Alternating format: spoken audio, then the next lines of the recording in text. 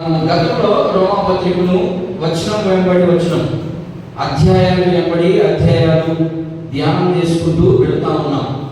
అయితే ఈరోజు 6వ అధ్యాయము ప్రారంభ వచనాల నుండి మనం చదువుకుంటూ వెళితే మీకు ఇక్కడ కొంత డౌట్ రావాలి, కొన్ని ప్రశ్నలు రావాలి.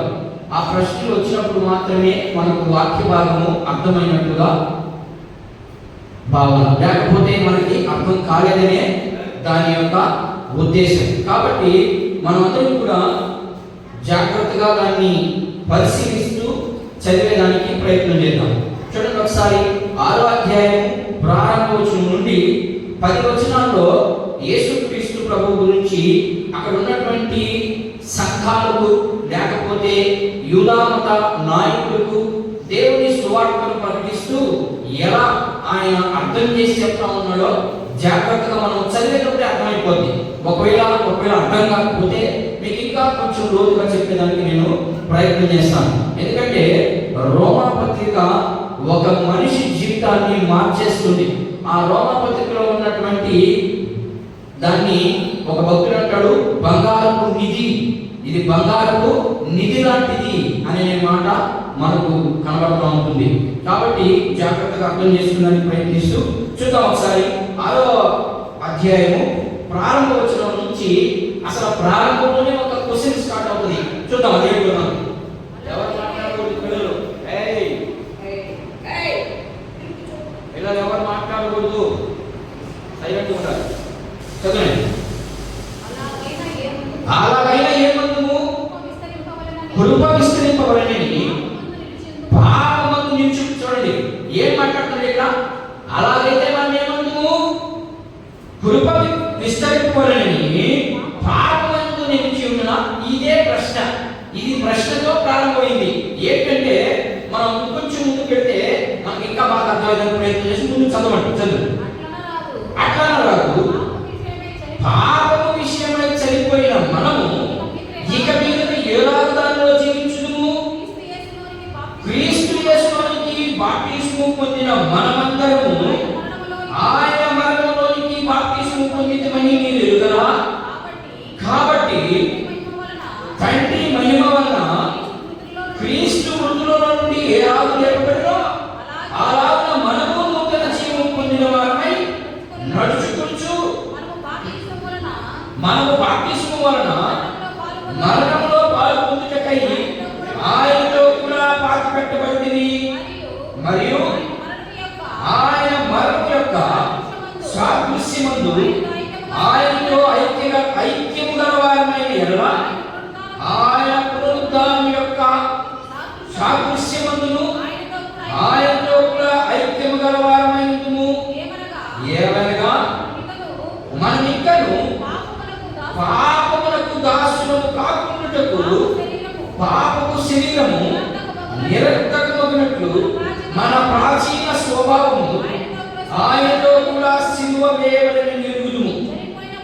చనిపోయిన వాడు పాప విముక్తుడని తీర్పు పొంది ఉన్నాడు. మనము క్రీస్తుతో కూడా చనిపోయిన ఎడల మృతులలో నుండి లేచిన క్రీస్తుని ఇంకా చనిపోవడనియు మరణములకు ఇంకా ఆయన మీద ప్రభుత్వం లేదనియు ఎరిగి ఆయనతో కూడా జీవించుదమనుచున్నాము.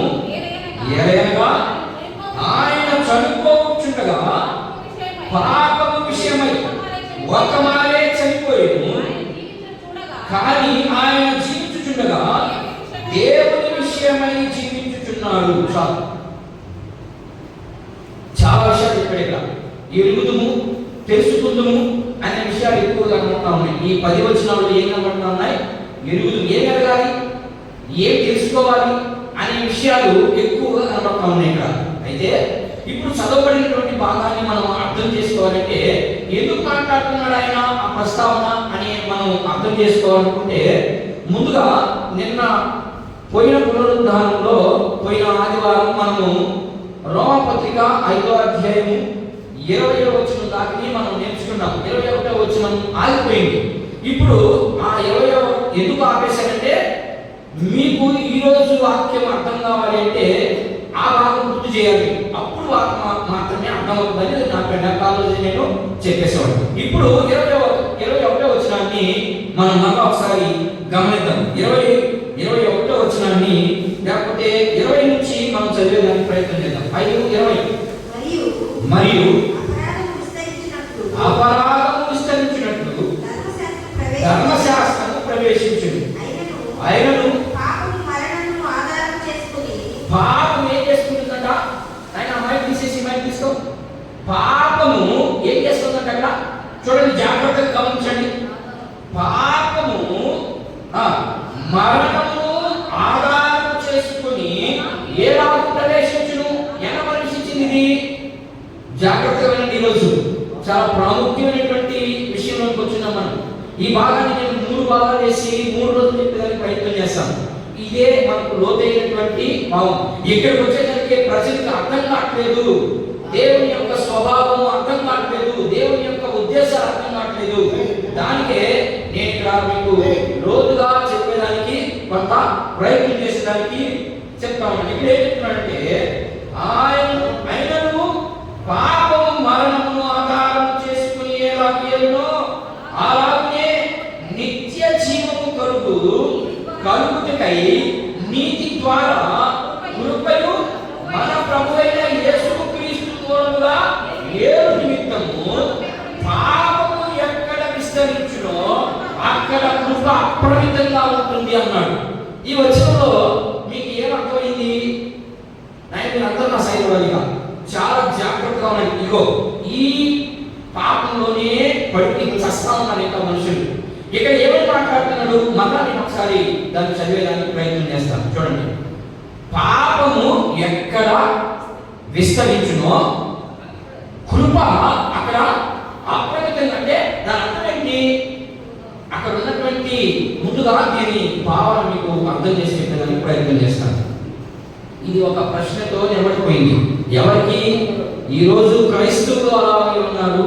ఆ రోజు పౌలు గారు ప్రకటించే సమయంలో ఉన్నటువంటి యూదా మత నాయకులు, లేకపోతే యూదా క్రైస్తవులు, లేకపోతే రోమా సంబంధించినటువంటి రోమీలు అంటే మీకు తెలుసు ఎవరు? అన్యులని రోమీలు అంటారు.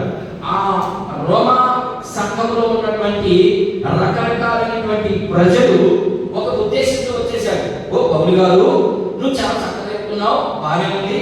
ఇప్పుడు ఏం చెప్పావు నువ్వు? ఎక్కడ పాపం జరుగుతూ ఉంటుందో అక్కడ దేవుని కృప ఎక్కువగా ఉంటుంది కదా. ఓకే, మంచిది. ఈ మాటను బట్టి క్రైస్తవులంతా ఏం చేస్తున్నారు ఈరోజు?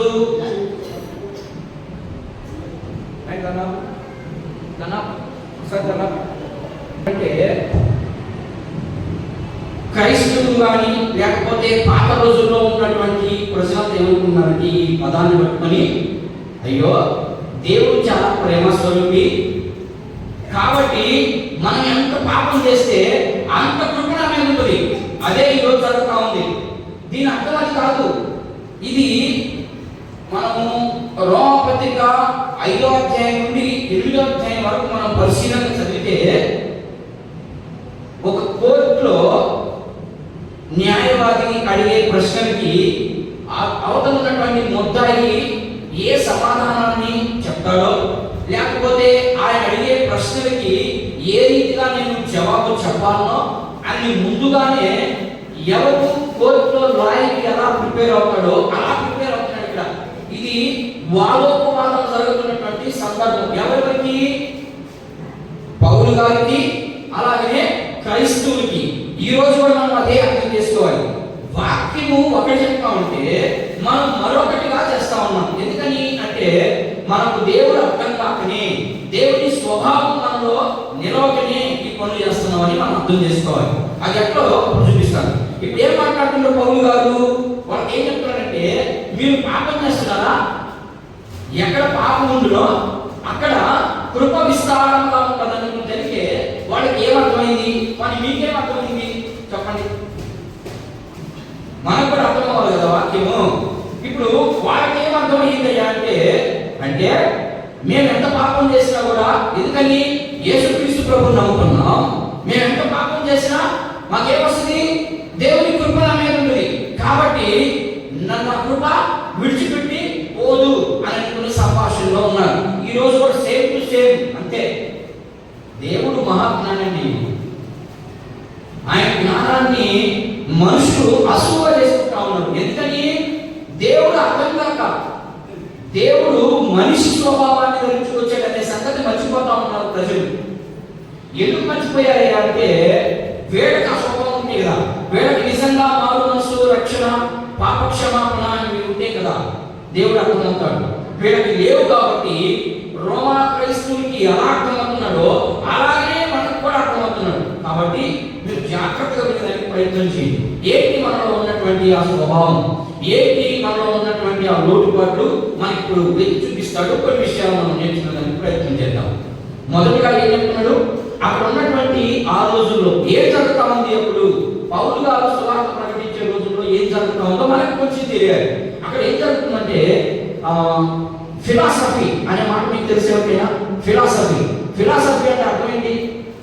ఏదైనా ఒక సెంటెన్స్ తీసుకొని, లేకపోతే ఏదైనా ఒక సందర్భాన్ని తీసుకొని, ఇప్పుడు చాగంటి ఎవరైనా పేరమ్మా? చాగంటి ఆయన చెప్తున్నాడు కదా, ఆయన పేరు పేరు నాకు రావట్లేదు, కోటేశ్వర గారు. అది ఫిలాసఫీ. దాన్ని ఫిలాసఫీ అంటాం. అంటే ఏదైనా ఒక అంశాన్ని తీసుకొని బోధించడమే ఫిలాసఫీ. ఆ రోజుల్లో రోమీయుడికి, గ్రీకుడికి తత్వజ్ఞానం కలిగినటువంటి వారు, అంటే లోక సంబంధమైనటువంటి జ్ఞానం కన్నా వాళ్ళు కొంచెం లోతుగా అధ్యయనం చేసినటువంటి ప్రజలు ఎక్కువగా ఉన్నారు. వాళ్ళు ఏమనుకుంటున్నారంటే, మనం చదువుకుంటూ వెళ్ళాం, ఏమేమి కనబడే? ఇక్కడ బాప్టిస్మం కనబడిందా? బాప్టిస్మం కనబడతా ఉంది, మరణం కనబడతా ఉంది, జీవం కనబడతా ఉంది. ఇక్కడ ముఖ్యంగా 3 విషయాలు ప్రాముఖ్యంగా కనబడతా ఉన్నాయి. ఏమేమి కనబడుతున్నాయంటే మరణం కనబడుతుంది, జీవం కనబడుతుంది, తర్వాత నిత్య జీవం కనబడతా ఉంది. ఈ 3 విషయాలు కనబడతా ఉన్నాయి. వీటన్నిటికంటే ముందు పాపం కనబడతా ఉంది. ఇప్పుడు వీళ్ళు ఏమనుకున్నారంటే, మనం బాప్టిస్మం తీసుకున్నాం కదా, యేసుక్రీస్తులోకి బాప్టిజం తీసుకున్నాం. బాప్టిజం తీసుకున్న వెంటనే ఏమొచ్చింది? మనకి మరణం వచ్చింది. క్రీస్తులోనికి మన పాత స్వభావాన్ని విడిచిపెట్టాం. ఇప్పుడు నూతన స్వభావాన్ని పొందుకున్నామా? పొందుకుంటే పాపం మనలో ఎందుకుంటుంది? పొందుకుంటే పాపం మనలో ఉండదు. మనం పొందుకున్నట్టు నటిస్తున్నాం. ఆ నటనే ఇక్కడ చూపిస్తామండి. వాళ్ళు ఏమనుకుంటారంటే, అయ్యా యేసు ప్రభు చెప్పింది ఏమని? నీ పైలోకాన్ని నేను చూడను, నాకు కావాల్సింది ఏంటి? ఆత్మశుద్ధిగా ఉంది చాలు. కొరింథీ పత్రిక అంతా ఏం చెప్తున్నాడంటే, మీ హృదయమే దేవాలయం కాబట్టి మీ శరీరంలో నాకు ఇలా పని లేదు అని ఆలోచన చేసుకొని ఎవరు? ఈ ఫిలాసఫీ చెప్పేవాడు. వీళ్ళు ఏం చేశారంటే, ఓ పౌలు గారు నువ్వే చెప్పేవా మాటని, ఏమని? ఎక్కడ పాపం చేస్తారో అక్కడ దేవుని ప్రేమ అంతగా ఉంటుందన్నావు కాబట్టి ఇప్పుడు మేము పాపం చేస్తాం. నాకు అర్థమవుతుందా? మేము ఇప్పుడు ఏం చేస్తాం? పాపం చేస్తాం. క్రీస్తులో గురించి పాపం చేయొచ్చా? అందుకని అక్కడ ఏమంటున్నాడు? అట్లా రాదు అనే పదం మనకు కనబడుతుంది. ఆడ ఏం కనబడుతుందంటే, వీళ్ళు ఏమనుకుంటున్నారు? మేము బాప్టిస్మం తీసుకున్నది ఆత్మకి కదా, ఆత్మే కదా, ఆయన శుద్ధంగా ఉండమని కోరుకుంటూ ఉన్నాడు. ఇక శరీరంతో ఏం చేసినా ఇబ్బంది లేదు అనే మాట ఇక్కడ వచ్చేసింది. ఈ మాట తీసుకొని వాళ్ళు ఏం చెప్తున్నారంటే, ఓ పౌలు గారు నువ్వేమో పాపం చేస్తే కృపంటుందన్నావు, మా హృదయం అయితే ఏమో నిర్మలంగా ఉంది, మా హృదయంలో ఎలాంటి చెడు ఆలోచనలు లేవు. కానీ మా శరీరంతో మేము పాపం చేస్తే దేవుని కృపణమే ఉంటుంది. అది వాళ్ళ ఉద్దేశం. అదే కదా అర్థం? ఏమ్మా, అదే కదా అర్థం. మీరు యేసు ప్రభువులోనికి ఎన్నిసార్లు తెచ్చిపోతారంటే ఎన్నిసార్లు మరణం అయ్యారని చెప్తున్నాడు. అక్కడ మనం ఇప్పుడే చదువుకున్నాం 10వ వచనం, 9వ వచనంలో, 10వ వచనంలో యేసు క్రీస్తులోనికి బాప్టిజం పొందుకున్నాం మనం ఒక్కవారే మరణం. అంటే ఇప్పుడు నువ్వు బాప్టిజం తీసుకునేటప్పుడే మరణించాలి. ఏ మరణించాలి? నీ పాత స్వభావం మరణించాలి, నూతనంగా జీవాన్ని పొందుకోవాలి.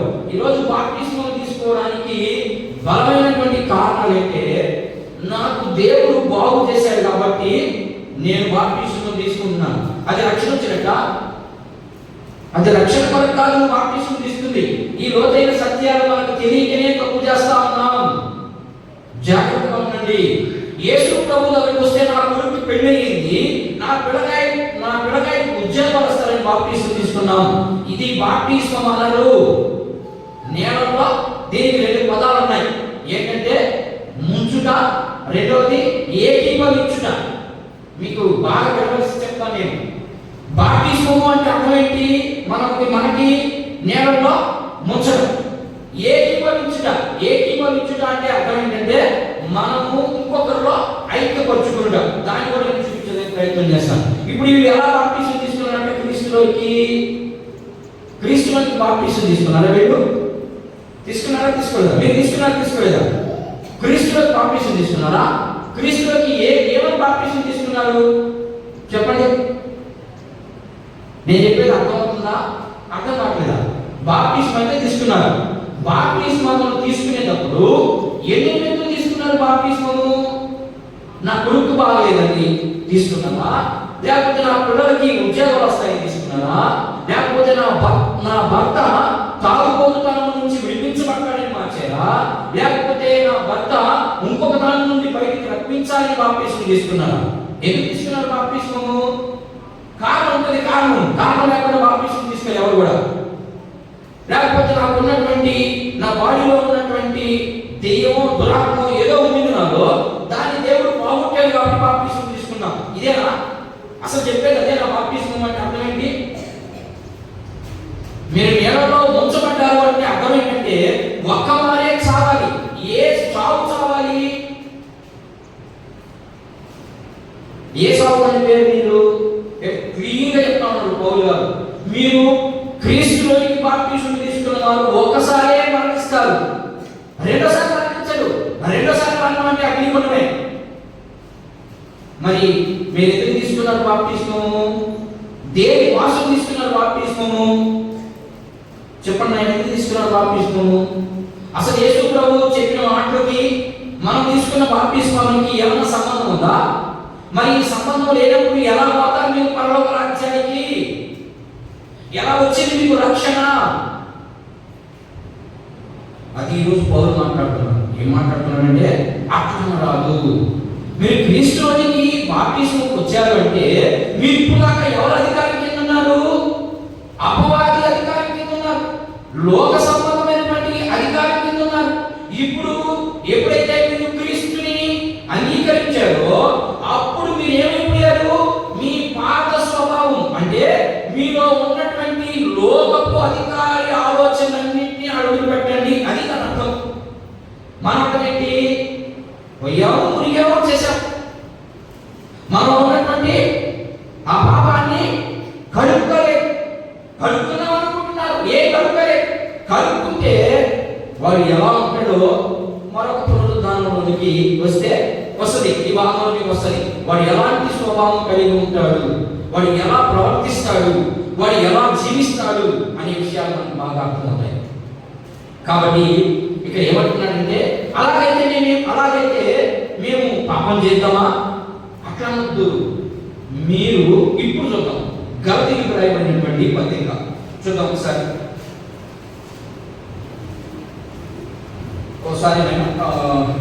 కొరింథీయులకు రాయబడినటువంటి మొదటి పత్రిక చూద్దాం ఒకసారి. కొరింథీయులకు రాయబడిన మొదటి పత్రిక 10వ అధ్యాయం ఒకసారి చూడండి. ఒకసారి అక్కడ వాళ్ళతో మాట్లాడుతున్నాడు. మరి మీతో ఏం మాట్లాడడం మీరే అర్థం చేసుకోండి. చదివండి. కొరింథీయులకు రాయబడిన పత్రిక 10వ అధ్యాయము ప్రారంభ వచనాన్ని ఒకసారి చదువునైనా. సహోదరులారా సంగతి మీకు తెలియకుండా నాకు ఇష్టం లేదు. ఏ సంగతి? బాప్టిజం సంగతి. సహోదరులారా ఈ సంగతి మీకు తెలియకుండా నాకు ఇష్టం లేదు. ఏంటి ఆ సంగతి? ఏంటి? బాప్టిజం గురించి చెప్తా ఉన్నాడు కదా. ఏమా? అదేదనగా మన పితరులందరూ మేఘము కింద నుండి వారందరూ సముద్రంలో నడిచిపోయి అందరూ మోషేను బట్టి అక్కడ ఒకటే రాస్తుందా? రాస్తుంది. కింద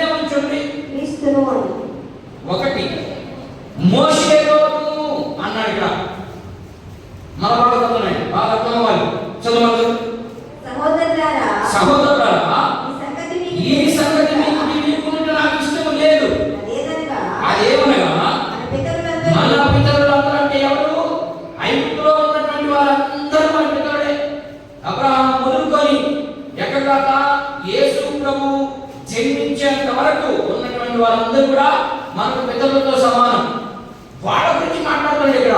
ఏమని మాట్లాడుతున్నాడంటే మన పిల్లలు అందరూ సముద్రంలో నడిచి మేఘము కింద నడిచి అంటే అర్థం ఏంటి? నడిచారంటే ఏంటి? మీరు ఒక్క మారే చనిపోయారా? 2 మార్లు చనిపోయారా? బాప్తిస్మం తీసుకున్నప్పుడు వీళ్ళకి బాప్తిస్మం ఉందా? అర్థమవుతుందా? నేను చదువు అందరూ మోషేను బట్టి మేఘములోను సముద్రములోను బాప్తిస్మం పొందిరి. ఎవరు చూశారు? మేఘం కింద బాప్తిస్మం తీసుకున్నారు. వీళ్ళు మన తీసుకున్న బాప్తిస్మము అమ్మా నేలలో తీసుకున్నాం. మరి ఇంకెక్కడ తీసుకున్నారు? మేఘం కింద తీసుకుంటున్నారంటారేంటి? మేఘం వచ్చి నీళ్ళు కూర్చున్నప్పుడు వాన వచ్చినా అక్కడే యోదయ్యిందా? ఏంటి దీని అర్థం? ఏమ్మా ఇప్పుడు మనం క్రీస్తులోని బాప్తిస్మం తీసుకున్నాం. క్రీస్తులోని బాప్తిస్మం తీసుకున్నాం అర్థం ఏంటి? దీన్ని బట్టి మీరు అర్థం చేయండి, బాగా అర్థం చేసుకోండి. ఇప్పుడు ఏం చెప్తున్నారంటే సహోదరులారా, మీరు ఏమనుకుంటున్నారంటే యేసు ప్రభు ఉద్దేశాలు మీకు అర్థం కావట్లేదు, యేసు ప్రభు గుణలక్షణాలు మీకు అర్థం కావట్లేదు, యేసు ప్రభు ఏం చెప్పాడని తెలియట్లేదు. ఇవన్నీ మీకు తెలియలేదు కాబట్టి మీకు ఒక కొత్తదనాన్ని చూపిస్తాను, మీకు అర్థమయ్యేదానికి ఒక విషయాన్ని చూపిస్తానని చెప్పి ఇప్పుడు పాత నిబంధనలో జరిగినటువంటి సంఘటన తీసుకొచ్చి పెట్టాడు ముందు. ఏమని పెట్టాడంటే మీరు మోషేని బట్టి యేసుక్రీస్తు బట్టి అని అక్కడ అనలేదు. దేని బట్టి?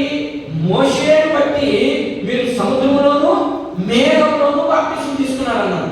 సముద్రం ఎలా వచ్చింది? సముద్రంలో మునిగారు వాడు అసలు ఉంది కదా. మనం నిర్గమకాండాన్ని చదివితే ఏమని కనబడుతుందంటే సముద్రము 2 పాయలుగా చీలి ఆరిన నేల మీద నడిచినట్టుగా కనబడుతుంది. నీటి చంపే కూడా లేదు అక్కడ. మరి నువ్వు బాప్తిస్మం తీసుకున్నారంటే ఇక్కడ పౌలు గారు ఏంటి దాని భావన అంటే అర్థం ఏంటంటే ఇప్పుడు మీరు ఎవరితో ఉన్నారు? ఐగుప్తులో బానిసలుగా ఉన్నారు. అంటే మిమ్మల్ని ఐగుప్తి రాజు అయినటువంటి ఆయన ఏ రాజు అయినా కానీ ఫరో రాజు అంటున్నారు కదా. ఫరో రాజు నుంచి 4 మంది ఉన్నారు. ఈ 4లో ఏదో ఒక రాజు కింద మీరు ఉన్నారు. ఆయన ఏలుబడిలో మీరు ఉన్నారు. అందుకని మీరు ఎరుగురా, మీరు తెలుసుకోరా అనే విషయాలు మాట్లాడారంటే మీరు ఎవరి కింద ఉన్నారు? ఇప్పుడు దాకా ఐగుప్తు రాజు కింద ఉన్నారు, ఆయన బలం కింద ఉన్నారు, ఆయన అధికారం కింద ఉన్నారు. ఎప్పుడైతే అక్కడి నుంచి మోషే వినిపించాడో ఇప్పుడు ఎవరి కాడికి వెళ్ళారు? మీ అధికారం, మీ మీద అధికారం ఎవరు? ఇప్పుడు మోషే. ఏం అర్థం కదా? నేను బొమ్మ తీసి చూపించాలి కదా. మీకు అర్థం కాదని నేను బొమ్మకెళ్ళాలి, బొమ్మకెళ్తే మీకు అర్థం అవుతుంది. ఇప్పుడు ఐగుప్తులో ఉన్నారు వీళ్ళు, వీళ్ళ కింద ఉన్నారు దాసోహంగా. ఎవరు? ఇశ్రాయేలు ప్రజలంతా. ఇప్పుడు మోషేని పంపించి ఎవరు? దేవుడు మోషేని పంపించి మోషే నాయకత్వం కిందకి తీసుకొచ్చాడు. అండి తీసుకొచ్చాడా? అదే కదా. ఐగుప్తుల నుంచి బయటికి పంపించింది ఎవరు? మోషేనా లేకపోతే ఫరో రాజా? ఏం అర్థం కాదా? ఐగుప్తు నుంచి బయటికి తీసుకొచ్చింది ఎవరు? మోషే కదా. ఇప్పుడు వీళ్ళు ఎవరి కింద ఉన్నారు? ఇప్పుడు దాకా ఐగుప్తుల కింద ఉన్నారు. వాళ్ళు ఏం చెప్తారు చెప్పారు. అదే మీరు ఎదుగురా, మీకు తెలియదా అనే పదం ఎందుకు మాట్లాడారంటే దాని అర్థం ఏంటంటే మీరు ఇప్పటి వరకు దేని కింద ఉన్నారు? పాపంలో ఉన్నారు. ఇప్పుడు ఆ పాపంలో నుంచి లేకపోతే ఆ బానిస బ్రతుకు నుంచి, బానిస అంటే అర్థం ఏంటి? దానికి లోబడిపోయినారు అర్థం. అదే ఇక్కడ మీరు ఐగుప్తుకి లోబడిపోయినారు. మీరు అక్కడి నుంచి ఇప్పుడు మోషే కిందకి వచ్చేసారు, మోషే నాయకత్వం కిందకి వచ్చేసారు. ఇప్పుడు మీ మీద అధికారి ఎవరు? ప్రజల మీద అధికారి ఎవరుమా? మోషే మీ అధికారం. అక్కడిని బాప్తిస్మం తీసుకున్నారు. వాళ్ళు అక్కడ తీసుకోలేదు కదా, బాప్తిస్మం తీసుకోలేదు కదా. మోషే మాట ప్రకారము వాళ్ళు ఎర్ర సముద్రం నడిచిపోయారు. అంతే, అది జరిగింది. ఇప్పుడు ఇది అక్కడ జరిగినటువంటి సంఘటన చెప్తాను పౌలు గారు వాళ్ళకి. ఎవరికి? రోమా క్రైస్తవులకి, మనకి, అందరికీ ఆ మాట చెప్పి ఇప్పుడు మీరు ఎక్కడ ఉన్నారు? ఇప్పుడు దాకా మన దగ్గరకు వచ్చాడు. ఇప్పుడు సంఘం దగ్గరకు వచ్చాడు. ఎక్కడ ఉన్నాం మనం? ఇప్పుడు దాకా పాపంలో ఉన్నామా? లోకంలో ఉన్నదంతా పాపమే. ఈ పాపంలో నుంచి ఇప్పుడు ఎవరి కిందకి వెళ్ళాం? మనము క్రీస్తు కిందకి వెళ్ళాం. ఓకేనా? ఇప్పుడు క్రీస్తులోనికి ఎట్లా వెళ్ళాము? సాదృశ్యం చూపిస్తున్నారు. అక్కడ ఏమో సముద్రాన్ని వాయు చేశాడు. మీకేమో ఇక్కడ ఆత్మకు బాప్తిస్మం, ఆత్మకు ఆత్మకు బాప్తిస్మం అంటే మనోళ్ళకి శరీరానికి మాత్రమే బాప్తిస్మం తీసుకున్నారు, ఆత్మకు బాప్తిస్మం తీసుకోలేదు. ఆత్మకు బాప్తిస్మం తీసుకుంటే వాడు ఎలా ఉంటాడో నేను ఇప్పుడు యోహాను మొదటి పత్రికలో ఉంటుంది, అది చూపిస్తాను నేను. మీరు ఎలా తీసుకున్నారు? ఇప్పుడు మీరు శరీరాన్ని తీసుకున్నారు. మీరు శరీరాన్ని తీసుకొని ఆత్మేమో దేవునికి అంకితము. అది ఎందుకని? అది పాపం చేయదు కాబట్టి, శరీరం పాపం చేస్తుంది కాబట్టి, ఇదిగో కృప విస్తరింపజేస్తానన్నావు కాబట్టి ఆ కృప మా మీద ఉంది. అర్థమైంది ఎప్పుడైనా? ఏమర్థం కాదు, ఏమర్థం కాదు, అర్థం కదమ్మా? అర్థమైంది కదా? అర్థమైందంటే ముందు పోతా, లేకపోతే ఆడ మొదలు చెప్తా, ఏమి పని లేదు. ఇప్పుడు మీరు ఐగుప్తులో ఉన్నారు, సాదృశ్యాన్ని చూపిస్తున్నాడు మనకు నేర్పించడానికి. దేవుడు మనకి నేర్పించేదానికి ఎలా ఉన్నారంటే, ఐగుప్తులో ఇశ్రాయేలీయులు ఎలా పాపంలో ఉన్నారో ఆ పాపంలో నుంచి మోషే నాయకత్వం కిందకి వచ్చారు. ఇప్పుడు మీరు లోకం అనే పాపంలో ఉన్నారు, ఆ పాపానికి దాసోహం అవుతున్నారు. ఇప్పుడు ఈ పాపాన్ని విడిచి క్రీస్తు కిందకి వచ్చారు. క్రీస్తు కిందకి వచ్చి మళ్ళా యొక్క పాపంలో నిలబడతారు. మీరు నిలబడనీయది ఏది? నువ్వు నిజంగా ఆత్మను పొందుకుంటే, నువ్వు నిజంగా ఆత్మగాన్ని పొందుకుంటే ఈ ఆత్మ ఏం చేస్తుందంటే నిన్ను పడిపోతాం. నేను చెప్తున్నాను, పడిపోతాం. ఎందుకంటే మనం పడిపోయే స్టేజ్లోనే ఉన్నాం, మనం ఇంకా పరిపూర్ణం అవ్వలేదు. పడిపోతాం కష్టంగా. పడిపోయిన వెంటనే నీలో ఉన్న ఆత్మ ఏం చేస్తుంది? నువ్వు నిజంగా బాప్తిజం తీసుకుంటే రే తిరిగి దాంట్లో పుట్టుకోబాక ఏం లేకంటే దీన్ని సెకండ్లో చేసేస్తాం. చేయకుండా నేను ఎవడు ఉన్నాడు ఇక్కడ ఈ భూమి మీద అలా చేసిన మనిషి ఎవడు లేడు, యేసు ప్రభు తప్ప. యేసు ప్రభుకి అది సాదృశ్యం, అది సాధ్యం, ఇంకెవరికి సాధ్యము కాదని. కాబట్టి విశ్వాసం ఏం చేస్తాడు? పడిపోతాడు. ఎప్పుడు? ఏదో ఒక దాంట్లో పడిపోతాడు. రోజు పడిపోవాల్సింది ఆ మనిషి, లేకపోతే దేవుడు ఇవ్వదు. అందుకని మనం పడిపోతానే ఉంటాం. పడిపోయిన మనము దాంట్లోనే కొనసాగకూడదు. మీకు ఇంకొక సింపుల్గా అర్థమయ్యేదానికి చెప్తాను. దాంట్లో కొనసాగడం అంటే ఎట్లంటే, మనిషి చూడండి, ఇక్కడ బాగా చేస్తున్నాడు. మనిషి నడుస్తా ఉన్నాడు, ఈతలోకి వచ్చి ఇంకొక అరటిపండు ఇచ్చింది దీనికి. ఎవరికి? మనిషికి. మీకు అర్థమయ్యేలా చెప్తున్నాను. ఈయన అరటిపండు తిని ఈయన వారేశాడా? నడుచుకుంటే పోతున్నాడు. నడుచుకుంటే ముయ్యి వీడు వారేసింది కనపడదా? పాపాన్ని ఇచ్చామని మనకు తెలీదా? పాపం ఏదో పుణ్యం ఏదో మనకు తెలీదా? తెలుసు. వీడు దాని మీద అట్లా పోయి అట్లా చనిపోయి ముందుకు పెడితే వేసినట్ట, లేకపోతే దాని మీద కాలు వేసి కాలు కొట్టుకోవడం పాపంలో ఉన్నట్ల. ఏంటి మీకు ఈ భావం అర్థమైపోవాలి. మీరు పాపంలో నిల్చున్నారు అంటే తెలిసినా ఇది అట్టుకుని తొక్క దగ్గర కాలు వేస్తే పడతామని తెలిసినా కూడా ఆ పాపం చేస్తా ఉండి ఆ పాపంలో నిలబడుతున్నారంటే మీకేం లేదని, మీకు రక్షణ లేదు, క్రీస్తులో మీరు లేదు. మీరు ఎవరున్నారు? పాపంకి ఐగుప్తుకి సంబంధం ఉంది, అలాగే ఉన్నారంటే అర్థం. మీరు పాపంలో నిలిచే ఉన్నారు. మీరు క్రీస్తులోనికి వస్తే మీకు ఇది అద్భుతం తెలుసు, దీన్ని తొక్కితే జారి పడతామని తెలుసు. మరి పాపంలో కొనసాగుతారు. మీరు పాపంలో కొనసాగకూడదు. మీ ఆత్మకే కాదు, మీ దేహంతో కూడా దేవునికి పని ఉంది. ఈ దేహము ప్లస్ ఆత్మ, ఈ రెండింటితో పని ఉంది. ఈ రెండింటిని నీవు చచ్చేంత వరకు కాపాడుకుంటూ ఉంటే అప్పుడు నీకు ఏమొచ్చినట్టు? నిత్య జీవానికి వారసత్వం వచ్చినట్టు. నువ్వు ఏ రోజు పడిపోయినా, ఈ రోజు పడిపోయాము రేపు లేద్దాం అనుకోవాకండి. అర్థమైనా? ఈ రోజు పడిపోయాము, నువ్వు పడిపోయినా ఒక నిమిషానికే చెప్పదు అది నీకు. ఏమని నువ్వు పడిపోయావా? ఎప్పుడు ఈ ఆత్మను పొందుకోవాలంటే మోషే కిందకి నువ్వు సమృద్ధిగా వచ్చింటే వచ్చాడు. వీడు మోషే కిందకి ఆయన వచ్చాడా? మోషే కిందకి వచ్చాడా? వచ్చా, కానీ ఆయన మాట వినలేదు. మనం కూడా అంటే పాపం నుంచి విడిచిపెట్టాం అనుకుంటున్నాం అంతే. జస్ట్ విడిచిపెట్టలేదు. మనం విడిచిపెడితే ఆ పాపంలో మనం కొనసాగలేము. అలా కొనసాగుతున్నామంటే మనకేం రాదని? రక్షణ, మాలసు, పాప క్షమాపణ ఏం రాలేదు. ఇవి ఏమి రాకుండా నీకు నిత్య జీవం రాదని చెప్తున్నాడు ఇక్కడ. అదే చెప్తున్నాడు. కానీ వెంటనే చెప్తున్నాడు అట్లా రాదు. మీరు నమ్మకండి. ఏమని? మేము పాపం చేసావా? మేము పాపంలో ఉన్నావా? ఉన్నారు. మీరు జ్ఞాపకం చేసుకొని ఇంకొన్ని విషయాలు చూడండి. కాబట్టి అదే కొన్ని చూడమ్మా, మళ్ళీ ఒకసారి సహోదరులారా,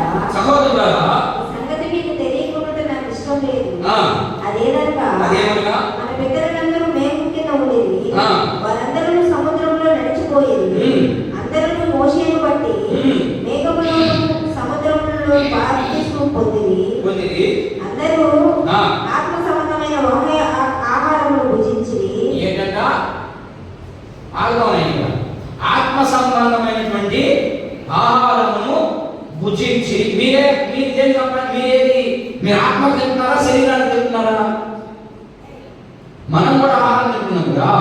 ఇప్పుడు చివరి పునరుద్ధానం మనకు ఆహారం భోజన పంక్తి ఎప్పుడంటే చివరి పునరుద్ధానం రోజు. మరి మీరు తింటున్నారు కదా, మన పాపాన్ని ఒకసారి కాకపోయినా ఒకసారైనా మనం జ్ఞాపకం చేసుకొని, దేవా నేను గడిచిన నెలంతా ఏమేం పాపం చేశామో ఏమేం చేశానో ఒకసారి జ్ఞాపకం చేసుకుంటున్నారా? అందుకని కొరింథీ పత్రిక 11వ అధ్యాయం ఏంటంటే మిమ్మల్ని మీరు ఏం చేసుకున్నాడు? ఏం చేసుకున్నాడమ్మా? పరీక్ష చేసుకుంటే అంటున్నాడు. ప్రతిరోజు చేసుకోవాలి. మనం ఎప్పుడు చేసుకుంటాం? బల్ల తీసుకునే రోజే. అది ఎలా పరీక్ష ఉంటుంది? ప్రతిరోజు వీలైతే ప్రతి పూట. దావీదు మహారాజు ఎన్ని మార్లు దేవుని సన్నిధికి వెళ్ళేవాడు? ఎన్ని మార్లమ్మా? 3 దానియేలు 3 సార్లు, దావీదు 7 సార్లు రాజు అయ్యింది. ఆయన రాజ్యాన్ని పరిపాలించే నాయకుడయ్యింది. అందులో ఏ పక్క నుంచి శత్రువు వస్తాడనే భయంతో, లేకపోతే రాజ్యాన్ని ఎలా పరిపాలించాలని ఆలోచనతో ఉంటాడు. కానీ 7 మార్లు దేవుని సన్నిధికి పోతున్నాడంటే ఆయన ఎంత జ్ఞానవంతులు చూడండి. మనమైతే మనకు ఒకవేళ ఈ ప్రాంతంలో ఒక అధికార పోస్ట్ వచ్చిందనుకో ఏం చేస్తాం? మన అధికారాన్ని చూపిస్తాం. కానీ ఇక్కడ దావీదు మహారాజు ఇశ్రాయేలు దేశానికి చూపించిన 40 సంవత్సరాలు పరిపాలన చేశాడు. ఆయన ఈ 40 సంవత్సరాల్లో ఆయన ప్రతిరోజు ఎన్నిసార్లు వెళ్ళాడట? 7 సార్లు. 7 సార్లు దేవుని పాదాల దగ్గరికి వెళ్ళి, ప్రభువా ఎందుకు వెళ్ళాడంటే ఆయన ఎన్నో రక్త తర్పణలు, ఎన్నో శత్రు సమూహం బయటకు వచ్చేవాడు. చుట్టుపక్కల దేశాల వారంతా వాళ్ళందరినీ జయించాలంటే దావీదు దగ్గర మహా బలాఢ్యులు ఉన్నారు. ఇశ్రాయేలులో యుద్ధశూరులు ఉన్నారు. మరి రకరకాలైనటువంటి కత్తి ఫైట్ చేసేవాడు ఉన్నారు. రకరకాలైనటువంటి ప్రజలు ఉన్నారు. వాళ్ళందరికంటే దేవుడి దగ్గరికి వెళ్ళిపోయి దేవుడి దగ్గర ఆధారపడతా ఉన్నారు. మనం ఏం చేస్తాం? మనకేదైనా ఒక శ్రమ వచ్చిందంటే మనం ఎవరి మీద ఆధారపడతాం? పక్కింటోడి మీద, లేకపోతే పక్కోడి మీద ఆధారపడతాం. అలా ఆధారపడకూడదు. మనం ఏం చేయాలి? దావీదు ఉన్నట్టు వెళ్ళాలి. దానియేలుకి శ్రమ వచ్చింది. ఎక్కడికి వెళ్ళాడు ఆయన? దేవుని పాదాల దగ్గరికి వెళ్ళాడు. మీరు ఎత్తుకొని ఎక్కడి నుంచి? అబ్రహాం దగ్గర నుంచి ఎత్తుకోండి.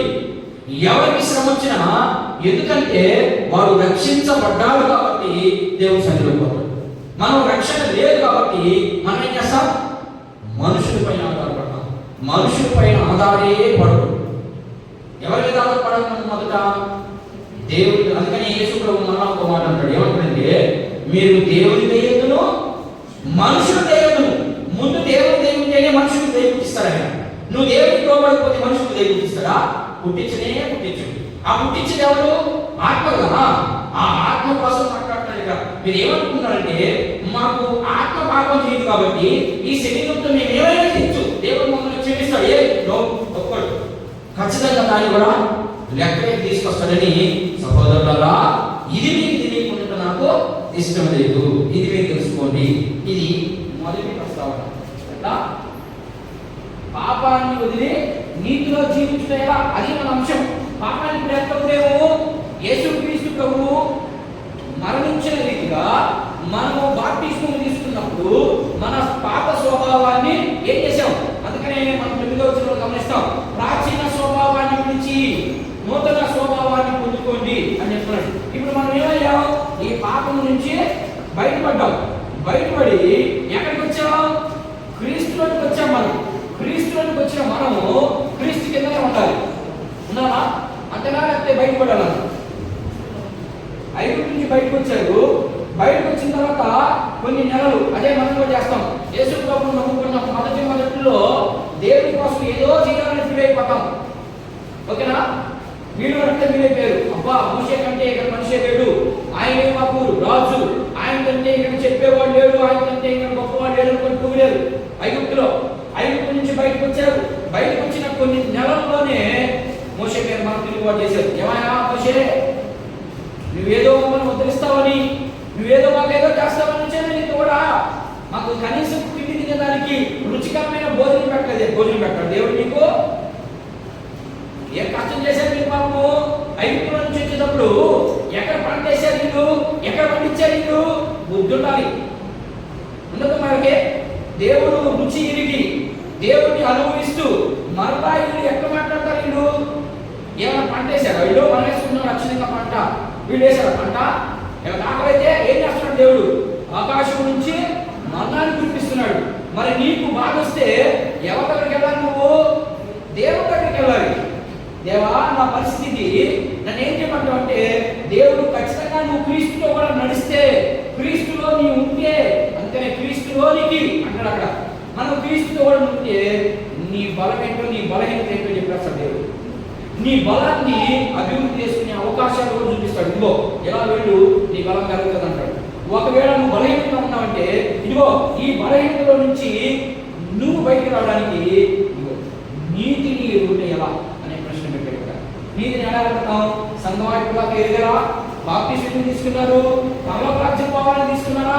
లేకపోతే మారుమనసు కోసం తీసుకున్నారా? లేకపోతే నా కూతురికి పెళ్ళి అవుతుందో, నా కూతురికి పెళ్ళి అవుతుందో తీసుకున్నారా? జాగ్రత్త పడు సంఘమా. లేకపోతే నా ఆరోగ్యం మార్గదర్శకుని బాప్టిజం తీసుకున్నావా? ఒకవేళ అలా తీసుకుంటే దాన్ని ఈ రోజుతో ఏం చేయాలి? కొట్టివేయి. నీ ఆత్మకు రక్షణ. యేసు ప్రభు ఎందుకు బాప్టిజం తీసుకున్నట్టే, ఎందుకు తీసుకున్నామంటే మనము మన పాత స్వభావాన్ని విడిచి నూతన స్వభావాన్ని పొందుకునే దానికే బాప్టిజం తీసుకున్నాం. ఇలాంటి స్వభావం లేకుండా పోతే మనం ఏమన్నట్టు? ఏమన్నట్టు? పాపం ఉన్నట్లే. అందుకనే అక్కడ పౌరు ఏమంటుందంటే, అట్లా అనొద్దు, మీరు పాపంలో ఉన్నారని అనొద్దు, పాపం చేస్తామని అనొద్దు. ఎందుకనొద్దంటే మీరు ఆల్రెడీ ఇక్కడి నుంచి వచ్చేసారు. వీళ్ళు ఎలా వచ్చేసారో అలాగే మీరు వచ్చేసారు, పాపంలో నుంచి బయటకు వచ్చేసారు. కాబట్టి క్రీస్తు మీదనే ఆధారపడండి. మీకు శ్రమైన, కరువైన, పౌరుడు కరువైన ఖడ్గమైన పాట ఉన్నది. కరువైన ఖడ్గమైన, ఖడ్గం అంటే ఏంటి? ఎవరు వచ్చి నన్ను చంపినా నేను నిన్ను విడిచిపోనయ్యా అనే పాట ఉంది. మరి మనం కాలు దెబ్బ తగిలితే యాడున్నాడు దేవుడా? అంతే కదమ్మా. ఏదైనా ఒక అనారోగ్యం వస్తే యాడున్నాడు దేవుడా? నేను అప్పుల్లో మునిగిపోయానంటే తిన్నది నువ్వు కట్టేది దేవుడా? ఏమ్మా అప్పు చేసుకుని తిన్నది నువ్వు నీ శరీర సుఖం కోసము. మరి దేవుడి మీద నాకు దేవుడికి చేశాడంటే దేవుడి మీద పెడితే తప్పు కదా? అది తప్పు. అట్లా అనద్దు. అదే అన్నమాట, అట్లా అనరాదు అనే మాట. ఎందుకంటే ఎట్లా అంటే మీరు క్రీస్తులో లేరేది అన్నట్టు అని చెప్పారు. ఇది తెలుసుకోండి. ఏం తెలుసుకోవాలి? సత్యాన్ని తెలుసుకోండి. ఇప్పుడు దాకా ఏమన్నారు? వీళ్ళు పాపం చేస్తామనుకున్నారు. ఈ పాపాన్ని నీతిని ఎరుగుంటే ఎలా? నీతిని ఎలా ఎరగాలి? నీకంటే మాకు ఏం తెలియట్లేదే, మేము నిత్య జీవానికి పోవాలంటే ఎట్లా వెళ్ళాలి? మేము ఇప్పుడు దాకా ఏడున్నాము, ఇప్పుడు పోయాం కానీ మాలో నీతి కనపడడం లేదే. ఆ నీతిని బయటికి చూపించు పౌలు గారు అని అడిగితే అప్పుడు ఆయన పాయింట్ నెంబర్ 1గా మీరు తెలుసుకోవాల్సింది చాలా ఉంది, మీకేం తెలియదు అని చెప్పి ఇప్పుడు సత్యాన్ని తెలుసుకో. సత్యం అంటే ఏంటి? యోహాను సువార్త చూద్దాం ఒకసారి, చూద్దాం. కొన్ని మాట చెప్పి నేను గురించడానికి ప్రయత్నం చేస్తాను. సత్యాన్ని ఎలా తెలుసుకోవాలి? సత్యం అంటే ఏంటి? వాళ్ళకి ఇప్పుడులాగా తెలియదు. వాళ్ళు ఏమనుకుంటున్నారు? మేము బాప్టిజం తీసుకున్నాం కానీ తప్పు జరగతానే ఉంది. దాన్ని రక్షణ బాప్టిజం అన్నారు. ఓకేనా? సరే, ఏంటి సత్యం అంటే ఏంటి చూద్దాం. యోహాను శుభవార్త 17వ అధ్యాయం 17 నుంచి 19 వచనాలు ఒకసారి మనం గమనిద్దాం త్వరగా. సత్యమందు వారిని ప్రతిష్ఠిత చేయము. ఆగదంట. ఏం మాట్లాడుతున్నారమ్మా? సత్యమందు వారిని ప్రతిష్ఠ చేయండి. ప్రతిష్ఠ అంటే అర్థం ఏంటి? మీరు నా సైన్యంలో కాదు, చదివేవాడు తప్ప మరొక నా సైన్యంలో. సత్యమందు వారిని ప్రతిష్ఠ చేయండి అన్నాడు. ప్రతిష్ఠ అనే దాన్ని పాత నిబంధనలో ఎలాగా ప్రతిష్ఠ చేసుకున్నారు, క్రొత్త నిబంధనలో దాని అర్థం ఏంటి అనేది మనకు అర్థం కావాలి కదా. అర్థం కావాలి అంటే ఖచ్చితంగా దీన్ని గ్రీక్లో చాలా రకాల పదాలు వస్తాయి. దీనికి ప్రతిష్ఠ అంటే అర్థం ఏంటి? ఎవరైనా తెలుసా? ప్రతిష్ఠ అంటే అర్థం తెలుసా? ప్రతిష్ఠ చేశాము. అక్కడ ఎవరు తెలుసా? ఎవరు తెలీదా? మేము ప్రతిష్ఠ చేయబడ్డాం, ఇదిగో ఈ వ్యక్తిని ప్రతిష్ఠ చేశాము అంటారు కదా. ఏమి చర్చి ప్రతిష్ఠ చేయదు కదా, చర్చి స్థలాన్ని అంటే ఏంటి దాని అర్థం? ప్రత్యేకంగా చూసుకోవడానికి దాని అర్థం. ప్రతిష్ఠ అంటే అర్థం ఏంటంటే ప్రత్యేకంగా ఉంచండి. ఇప్పుడు ఏం మాట్లాడుతున్నాడు యోహాను భక్తుడు? వీరిని సత్యమందు ప్రతిష్ఠ చేయండి అంటే ఏంటంటే సత్యాన్ని తెలపండి, తెలుసుకోండి. సత్యం ఏంటో అసత్యం ఏంటో మీరు తెలుసుకోవాలి. సత్యాన్ని తెలుసుకోండి. ఎలా తెలుసుకోవాలి? Point number 1. దీంట్లో ఎలా తెలుసుకోవాలి సత్యాన్ని? ఎలా తెలుసుకుంటాం? ఆ సత్యాన్ని ఎలా తెలుసుకుంటాం? మనం పాత రోజుల్లో ఉన్న పద్ధతి తెలియాలి, యేసు ప్రభు చెప్పిన పద్ధతి తెలియాలి. పాత రోజుల్లో పద్ధతి ఏంటంటే ఏదైనా వ్రత దినాలు మీకు బాగా అర్థం అవుతాయి. వ్రతం చేస్తా ఉంటారు కదా, మన మనలో కూడా చేశారు కదా. ఏం వ్రతం? మొన్న పండు వచ్చింది కదా వ్రతం. అమ్మా, వరలక్ష్మి వ్రతం అంటే దాని అర్థం ఏంటి? వరలక్ష్మి వ్రతం అంటే అర్థం ఏంటి?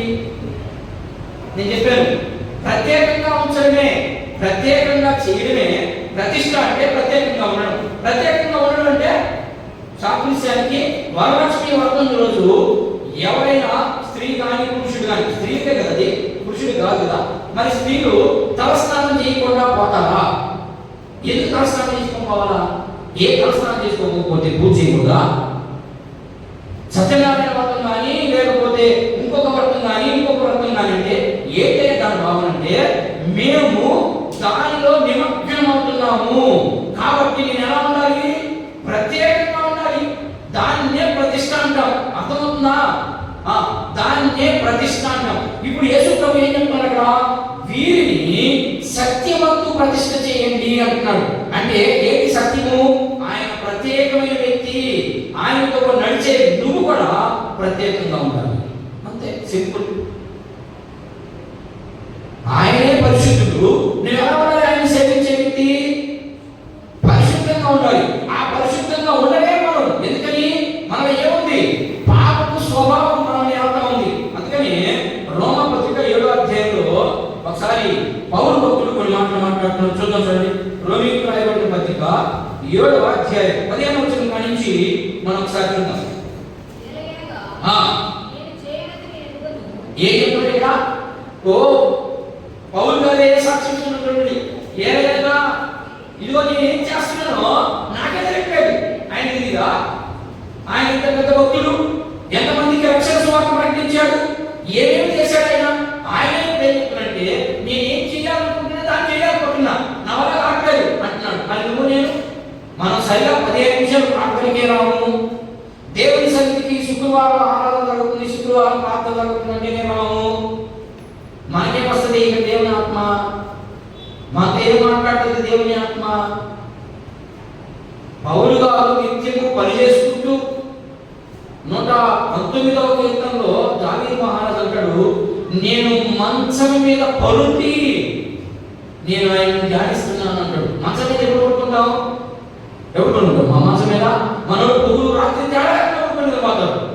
కానీ రాజు కది జరగదు. రాత్రి వాడు పడుకునేదానికి 12 అవుద్ది, మళ్ళా ఉదయం చీకట్లే. ఎందుకని? దేవుడు సన్నిధికి వెళ్ళాడు. మరి ఎంత నిద్రిస్తున్నాడు దేవుడు? అయితే ఈ ప్రతిష్ఠ, ఈ ప్రత్యేకమైనది మీకు ఎందుకు వ్రత దేవుని గురించి మాట్లాడాలంటే అది ఒక ప్రత్యేకమైనటువంటి స్థలం. మనకు కూడా పాత నిబంధనలో మీరు ప్రత్యేకంగా ఉండండి, మీరు సత్యం మీద ప్రతిష్ఠ చేయండి అనే దానికి మనకు నిర్గమకాండంలో ఒక ఉదాహరణ చూద్దాం చూడండి. లేవియాకాండం 20వ అధ్యాయం ఒక ఉదాహరణ చూసి నేను ముగించడానికి ప్రయత్నం చేస్తాను. నిర్గమకాండము 20వ అధ్యాయం చూడండి ఒకసారి. 7వ వచనాన్ని ఒకసారి అక్కడ మోషేతో కొన్ని మాటలు చెప్తా ఉంటాడు. చూద్దాం. 20వ అధ్యాయం లేవియాకాండము 20వ అధ్యాయం చూడండి ఒకసారి. 7వ వచనం. కావున ఏం చెప్తున్నాడు? చూడండి జాగ్రత్తగా. మిమ్మల్ని మీరు ఎవరు వచ్చి చేస్తారు పరిశుద్ధత? ఏమ్మా, మీకు ఏదైనా బాధ వస్తే, వ్యాధి వస్తే, సమస్య వస్తే ఎవరు చేయాలా పరిష్కారం? దేవుడే చేయాలా. మీరు ఎక్కడికి వెళ్ళాలి? మిమ్మల్ని మీరు నిమ్మడపరుచుకొని ఆవేదన అంతటిని చంపుకొని దేవుని సన్నిధిలోకి వెళ్ళాలి. ప్రభువా, నా పరిస్థితి ఇలా అయిపోయింది, దారుణం అయిపోయింది, నేను పాపం చేశాను, నాలో ఉన్నటువంటి ఆత్మ ప్రేరేపించింది, కాబట్టి నన్ను క్షమించి నాకు విడుదల తెచ్చి ప్రభు దేవుని సన్నిధికి వెళ్ళాలి. మన దగ్గరికి వెళ్తాం, పక్కింటి అక్కడికి పోయి ఆమె చెప్పి ఇంకొక పాపం ఎత్తికించుకొని ఎట్లుంటుందంటే, మీకు ఈ చిన్న ఉదాహరణ చెప్పేసి ఇక్కడ ఏం చెప్తున్నాడంటే, మిమ్మల్ని మీరు పరిశుద్ధపరచుకొని అన్నాడు. ఎలా పరిశుద్ధపరచుకోవాలో ఒకసారి గలతీయులకు రాయబడినటువంటి పత్రిక చూసేసి మనం ముగించాలి. ఒక ఉదాహరణ ముగిస్తాం. 3 వచనాల దాకా అయిపోయినట్టు ఈరోజు చూద్దాం. చూడండి, గలతీయులకు రాయబడిన పత్రిక 3వ అధ్యాయం. అక్కడ ఏమో మిమ్మల్ని మీరు పరిశుద్ధపరచుకొని అన్నాడు. అక్కడ వాళ్ళు పరిశుద్ధపరచుకోవడం అంటే అర్థం ఏంటి? స్నానం చేయడమే. ఆ రోజుల్లో పరిశుద్ధత దేవుడి దగ్గరికి పోయి స్నానం చేసి ఆయన దగ్గర ముక్కుకోవడమే, లేకపోతే ఆయన దగ్గర అర్పించడమే పరిశుద్ధత. మరి క్రొత్త నిబంధన ప్రకారము మరి దాని అర్థం ఏంటో చూద్దాం. 3వ అధ్యాయం 27వ వచనం, 3వ అధ్యాయము 27 నుంచి మనం చదువుకున్న భాగం. క్రీస్తులో నుండి బాప్తిస్మం పొందిన మీరందరూ, లేకపోతే 26 నుంచి చదవండి, ఇంకా బాగుంది. యేసుక్రీస్తునందు మీరందరూ విశ్వాసము వలన దేవుని కుమారులై ఉన్నారు. అయ్యారా? నా సరిగా విశ్వాసము వలన. విశ్వాసం అంటే అర్థం ఏమ్మా? విశ్వాసము అంటే అర్థం లేని దాన్ని ఉన్నట్టుగా ఊహించుకోవడమే విశ్వాసం. అంతే. ఏంటో దీర్ఘంగా ఆలోచన చేస్తున్నారు. సరే, మన విశ్వాసంగా ఏం మాట్లాడుతున్నాడు చూడండి. విశ్వాసం ఉంటే ఎదుటి కార్యం అవుతుందమ్మా, సంఘం కార్యం అవుతా. విశ్వాసం ఉంటే ఉంటుందా? ఇవాళ ఆదివారం అంటే మాకు డ్యూటీ, అంతే కదా? అంతే నాకు చెప్పేదమ్మా, అంతే నేను చెప్పేది. ఆదివారం సార్ ఇవాళ ఏది విశ్వాసం? ఏ విశ్వాసం గురించి మాట్లాడుతున్నాను ఇక్కడ? డ్యూటీ విశ్వాసమా, బ్రతుకు దీని విశ్వాసమా? ఆకాశ పక్షులు చూడి విత్తవు కోయవు, ఆయనను నీ పరలోకపు తండ్రి వాటిని పోషిస్తున్నాడు కదా. మరి నీకేదే అవిశ్వాసం ఎవరు పోషిస్తాడని? నాకు ఆదివారం మా అక్కోళ్ళు వచ్చారు ఇంటికి. వచ్చారు కా వచ్చారు మా అక్కోళ్ళు. మా అక్కోళ్ళు మా బావోళ్ళు వచ్చారు. వాళ్ళు చికెన్ పెట్టాలి. ఏది నీలో విశ్వాసం? ఇట్లా అట్లా అడుగుతా కూడా కానీ మనకు అర్థం కావట్లేదు. పౌరంత క్లారిటీగా చెప్పినా కూడా మనకు అర్థం కావట్లేదు. దేవుడు మీకు అర్థం కావట్లేదని నేను కూడా అనుకుంటున్నాను.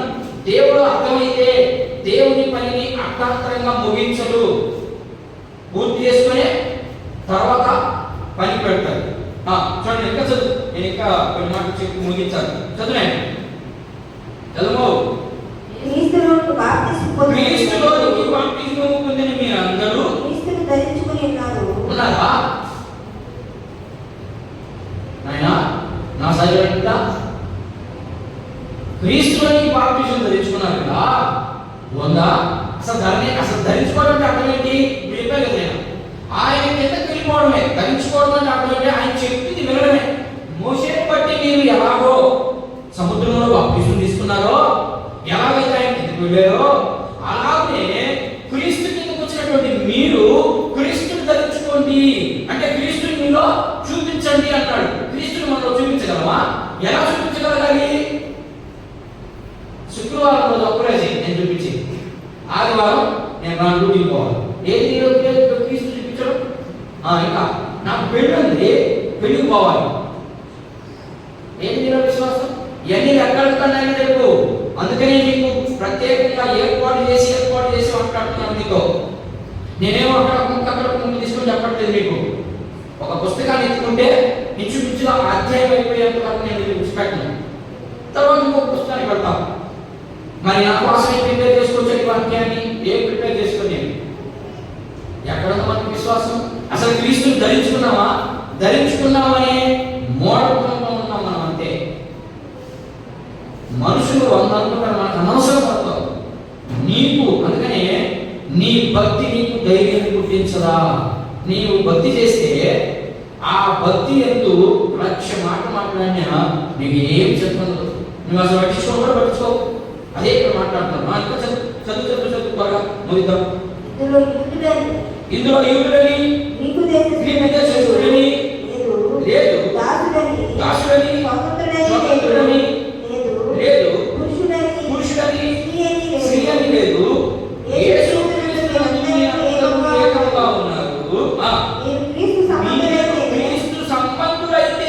పక్షమందు అబ్రహాము యొక్క సంతానమై ఉండి వాగ్దాన ప్రకారం వారసులై ఉన్నారు. ఆయనకి వారసులు అవుతారు, లేకపోతే వారసులు అవ్వరు. అంతే సింపుల్. ఎప్పుడు క్రీస్తుని ధరించుకుంటే అబ్రహాము సంతానం అవుతారు, లేకపోతే అపవాది సంతానం అయిపోతారు. చూద్దాం, మనం ఒకసారి పరిశీలన చేసుకుందాం. మాకు ఇంకా కొన్ని మాటలు ఉన్నాయి. దాన్ని ఎలా తెలుసుకోవాలి? మేము అబ్రహాము సంతానంలో ఉన్నామా లేకపోతే అపవాది సంతానంలో ఉన్నామా అని మనం తెలుసుకోవాలంటే ఇంకా కొంచెం లోపలికి వెళ్తే మనం ఎలా అబ్రహాము సంతానంగా మనం ఎలా అనుభవిస్తాం, ఎలా తెలుసుకోవాలి, ఎలా నడవాలి అనే విషయాలు రేపు దీంట్లో ఇంకొక పాయింట్ ఉంది. ఆ ఇంకొక పాయింట్ కూడా సమయం లేదు, నేను రేపు వారం చెప్పడానికి ప్రయత్నం చేస్తాను. మీకు ఇప్పుడు ఈరోజు చెప్పిన దానికి కొన్ని మాటలు, కొన్ని ప్రశ్నలు అడుగుతాను. ఆ కొన్ని ప్రశ్నలకి జవాబు చెప్పడానికి ప్రయత్నం చేయండి. అర్థమైందా? ఇవన్నీ చేసి నీతిని ఎరిగారా? ఎరిగారమ్మా? మొదటి పాయింట్ నెంబర్ 1లో నీతిని ఎరుగుట ఎలా అన్నాం. ఎరిగారు ఇప్పుడు దాకా నీతిని? ఇప్పుడు దాకా చెప్పాను నేను. నీతిని ఎరగడం అంటే అర్థం ఏంటి చెప్పండి? క్రీస్తులోనే జీవించాలి, క్రీస్తుతో కూడా నడవాలి. ఇప్పుడు ఉదాహరణకి ఇప్పుడు నేను లేకపోతే దీవెనం అనుకున్నాను.